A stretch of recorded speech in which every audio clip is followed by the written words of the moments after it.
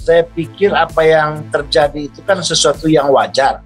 Karena beliau itu kan ketua umum yang terpilih pada saat KLB. Jadi kenapa sih harus ada yang mesti nyinyir, kecewa? Ya janganlah. Ini kan partai terbuka. Nanti kalau ada orang jalanan saya kasih pakai jaket Partai Demokrat, nanti nyinyir lagi. Ya terus kapan partai besar? Kalau orang menggunakan atribut Partai Demokrat, dilarang. Negara aja nggak larang kok. Iya, sebetulnya menggelikan menggunakan sebuah status yang bukan miliknya. Saya sendiri kehilangan kata-kata untuk mengomentari sesuatu yang sangat buruk dan memalukan itu. Para kader kami di daerah juga sudah melaporkan ini dalam arti agar ada perlindungan hukum terhadap kami yang memiliki hak dan otoritas untuk menggunakan atribut dan identitas.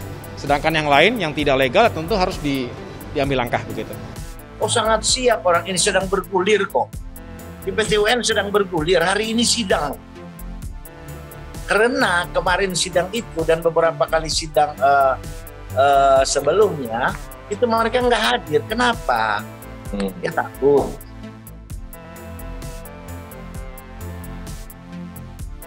Bahwa sudah terang benderang itu perbuatan tingkah laku buruknya ini gitu, sehingga kami pun ya merasa tidak perlu lagi dipanggil untuk dimintakan keterangannya dan dapat diperiksa secara khusus berdasarkan kode etik kami. Nggak perlu takut lah yang begini-begini ya, kita kan sama-sama ingin membesarkan partai ini. Lalu mereka mau gugat siapa? Lah saya ini pendiri loh, pelaku. Kalau saya pakai jaket terus dilarang, ini aneh bin ajaib ini. Makanya kalau yang melarang itu belajar tentang politik, belajar tentang partai politik, belajar tentang aturan, belajar tentang sistem politik Indonesia. Indonesia tidak ada partai kader, yang ada itu partai terbuka. Pelaku GPKPD ini kan telah melakukan ya namanya tindakan-tindakan yang sangat jauh sekali dan bertentangan ya dari etika, norma dan juga kepatutan ya, juga berusaha merusak partai ini bekerjasama dengan oknum eksternal gitu. Belajarlah dengan klien saya. Meski selama ini dituduh bagian dari kekuasaan, ya, dengan hal-hal segala macam, menyalahgunakan kekuasaan, ya, itu kan tidak terbukti, ya. Pak Muldoko ya mengajarkan kepada kita bagaimana menyelesaikan persoalan yang kita hadapi, bagaimana kita menghormati setiap proses-proses bernegara. Bagaimana kita menghormati putusan-putusan pemerintah. Jadi sebagai pribadi dan pimpinan Partai Demokrasi KLB saya bilang gitu. Pak Jenderal Muldoko mengajarkan kepada kita semua untuk taat tunduk pada hukum, menghormati setiap proses hukum. Tidak seperti mereka hanya sekedar kata-kata. Ya, apa itu sekedar kata-kata? Tadi di awal saya sudah sampaikan bahwa SBY di semua anak negeri disampaikan, mari kita selesaikan setiap persoalan kebangsaan kita, persoalan hukum, mari kita selesaikan di tempat yang benar. Di mana? Di pengadilan, di kepolisian. Jadi itu diajarkan.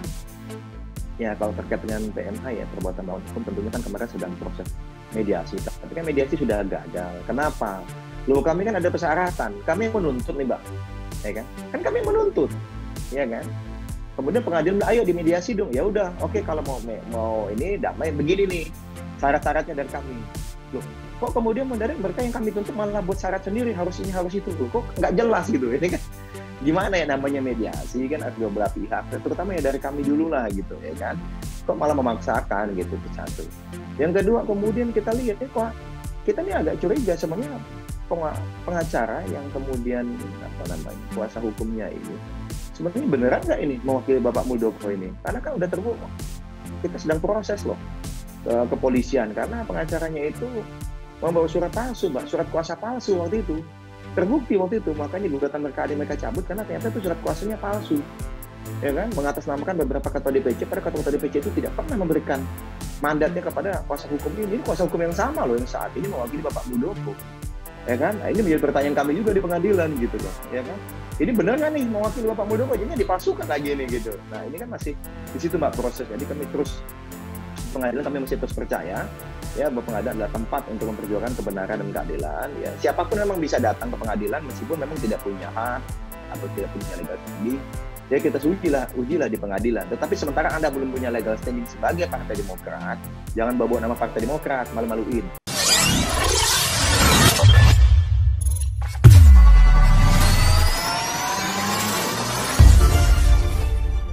Setelah mencabut gugatan terkait Kongres Luar Biasa Deli Serdang, Partai Demokrat kembali mengajukan gugatan baru terhadap kubu Muldoko. Kali ini, gugatan itu terkait penggunaan atribut Partai Demokrat oleh kubu Muldoko. Gugatan ini KLB Deli Serdang kami tarik karena tidak relevan. Tapi hari ini juga kami sudah mengajukan gugatan baru, yang mana kami menggugat seluruh para aktor intelektual dari KLB seperti tadi yang digugat tapi kami keluarkan Menkumham. Tapi kami tambah lagi beberapa orang termasuk yang sebagai pihak tergugat baru, kata kuasa hukum Partai Demokrat Mehbob. Mehbob menyampaikan gugatan itu sudah diajukan ke Pengadilan Negeri Jakarta Pusat. Dia menyebut ada 12 orang yang tergugat. Namun dia enggan memerinci siapa saja tokoh-tokoh yang digugat. Mehbob juga tidak menjawab apakah Muldoko termasuk dalam gugatan. Yang jelas, yang baru, yang sekarang selalu ada merekam sebagai juru bicara Partai Demokrat. Ada 12 orang. Rinciannya nanti di gugatan ada, kata Mehbob. Muldoko, nanti kita lihat di gugatan, ucapnya. Mehbob menjelaskan gugatan ini terkait dengan kubu Muldoko yang selalu menggunakan atribut Partai Demokrat. Padahal, kata Mehbob, mereka bukan lagi kader Partai Demokrat. Menurutnya, penggunaan atribut partai itu bertentangan dengan undang-undang. Yang sekarang perbuatan mereka agar dihukum, karena perbuatan mereka mengaku sebagai DPP Partai Demokrat dan menggunakan atribut-atribut Partai Demokrat yang jelas bertentangan dengan undang-undang, ujar Mehbob. Sebelumnya, Partai Demokrat mencabut gugatan terhadap kubu Muldoko terkait penyelenggaraan KLB Deli Serdang, Sumatera Utara di Pengadilan Negeri Jakarta Pusat. Partai Demokrat menilai gugatan tersebut sudah tidak relevan lagi. Kami dari penggugat akan mengajukan pencabutan perkara perdata nomor 172 karena gugatan kami sudah tidak relevan lagi dengan adanya Menkumham telah menolak administrasi KLB di Deli Serdang, kata Mehbob dalam persidangan. Majelis Hakim pun menerima permohonan tersebut. Hakim mengatakan pencabutan gugatan ini tidak membutuhkan tanggapan pihak tergugat karena belum ditanggapi. Menyatakan bahwa gugatan tersebut telah dicabut. Menghukum penggugat untuk membayar biaya perkara dalam perkara yang jumlahnya diputuskan dalam amar putusan nanti, kata Ketua Majelis Hakim Eko Purwanto. Karena gugatan belum dibacakan, dengan demikian pencabutan terhadap gugatan tidak diperlukan tanggapan dari pihak tergugat. Ketua Umum Partai Demokrat Agus Harimurti Yudhoyono menggugat mantan Ketua DPR Marzuki Ali dan sejumlah nama agar tidak menggunakan atribut Partai Demokrat. Kubu Muldoko, tempat bernaungnya Marzuki saat ini, heran dengan gugatan AHY tersebut. Siapa dia? SBY saja tidak bisa melarang. Apalagi AHY yang cuma ketum jadi-jadian, kata Hengki Luntungan. Hengki merupakan salah satu pendiri Partai Demokrat sekaligus penggagas Kongres Luar Biasa KLB di Deli Serdang yang mengangkat Muldoko sebagai ketum. Hasil KLB Partai Demokrat sendiri telah ditolak pemerintah. Hengki mengaku dialah yang membuat lambang Partai Demokrat. Dia membuat lambang bersama Irfan Pioh yang juga tercatat sebagai pendiri. Lambang Partai Demokrat itu saya dan Irfan Pioh, pendiri nomor 30, yang buat di Graha Pratama lantai 11 Jakarta Selatan, kantor almarhum Vence Rumangkang. Awalnya, almarhum Vence meminta Stephen Rumangkang, pendiri nomor 99, membuat lambang Partai Demokrat. Tapi sudah 1 minggu Stephen tidak membuat lambang tersebut. Pada suatu sore, almarhum Vence perintahkan saya dan Irfan Pioh membuat lambang Partai Demokrat, kata Hengki. Hengki mengatakan dia bersama Irfan Pioh membuat logo. Dari bentuk hingga warna lambang. Di ruang kerja Irfan Pioh lah kami mulai menggambar lambang bintang merci tersebut. Irfan gambar lambang bintang merci, saya tentukan warnanya. Saat menentukan warna lambang Demokrat, saya sempat berdebat kecil dengan Irfan. Itu warna biru kurang terang.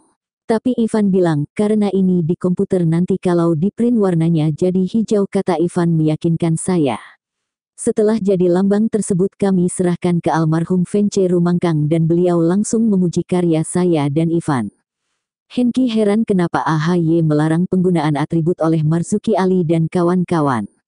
Dia menegaskan kubu AHY tak berhak melarang. Saya dan Ivan Pioh serta pendiri lain masih hidup.